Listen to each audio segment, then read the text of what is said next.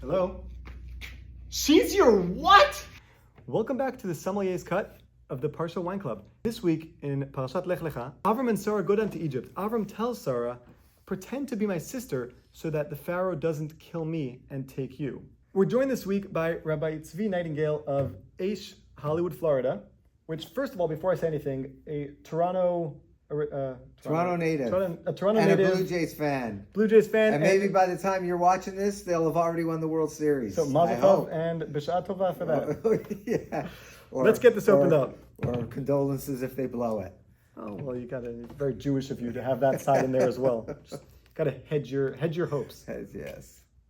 So as I'm opening this bottle, very interesting thing to note is on the top capsule here, we have the brother and sister. So the idea of this bottle is we all know the LV, winery or the close Mesorah Winery from south of Barcelona, Spain. The son of the family has been traveling around the world marketing and selling this wine, but the daughter has now taken over as head winemaker.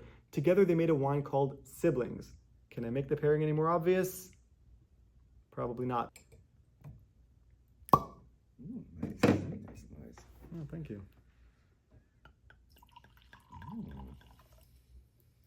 Get some food with this. Mm-hmm. So this is from the Montsant region of Spain.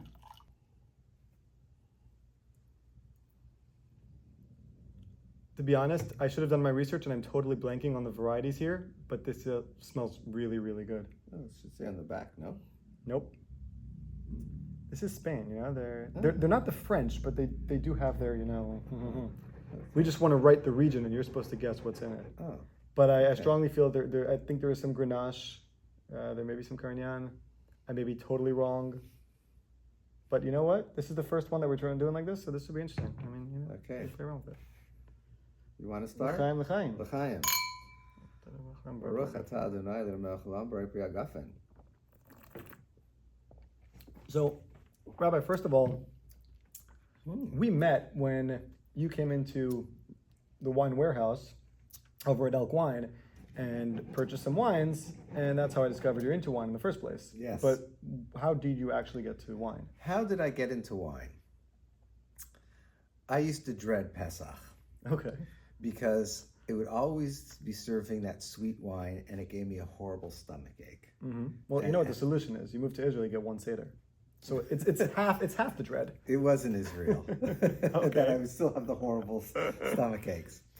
And then, I don't know, one day I just walked into a grocery store, I picked up a bottle of wine for the Seder, and it wasn't sweet, it was dry, and I didn't get a stomach ache.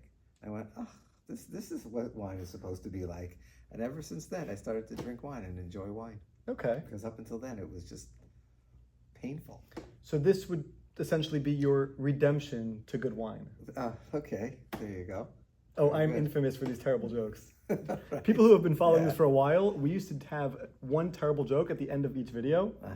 And eventually it was too painful for even myself, and we stopped. Drinking wine in the middle of the day with no food, okay. Yeah, well, it's for a good cause. So, nice. Okay, so that's how you got to wine. And so we've already explained the Parsha connection. Well, while we're already enjoying wine in the middle of the day and discussing the Parsha, Rabbi, why don't you share something with us about this week's Parsha? Connection between this week's Parsha and wine. One of the things that we hear about in this week's Parsha is Avraham is told to the mitzvah of circumcision. He was not 8 days old. He was not. To say, he was not a youngster. And he had to do Brit Milah on himself. And to himself, right? Yeah. To himself, yes, yes. And we know they didn't have anesthetics like they have today. Mm-hmm. And even today, when we do a bris milah for a little baby, what do? What's the anesthetic?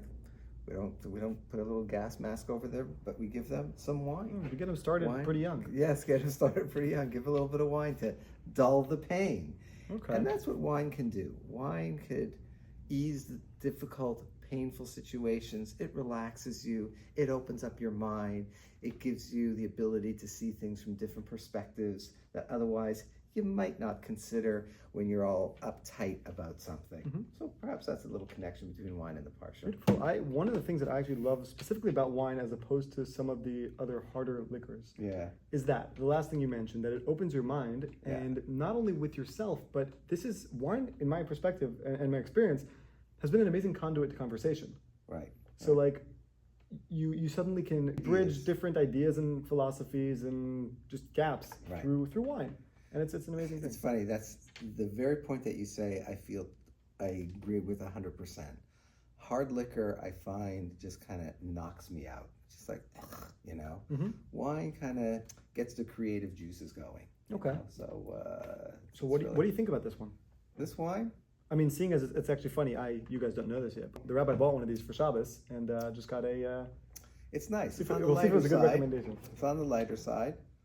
It probably would be better if we had it with some food, but we'll make sure we do that next time. Well, that's what Shabbos is for. Yeah. But it's It's a nice. young wine. It's nice acid. It's 15% alcohol. Mm-hmm. So you're definitely opening up your mind at that point. I think it's very good, and it's something around like $50 to $55. I think it's pretty good value for money. And what's also nice, you can see a lot of bottles of wine. Everybody has them. I've never seen this before. It's nice to have something different. Something different, something new. Yeah. Almost you want to say Shechiano on something like this, but Or a Tova Metu. There you go. There you go. Okay. Okay. Well, thank you, Rabbi. Thank you. May we drink more wine, open our minds, have discussions, bridge gaps, L'chaim. and enjoy. Shalom and bracha. L'chaim, l'chaim. Okay. Shabbos. Shabbos.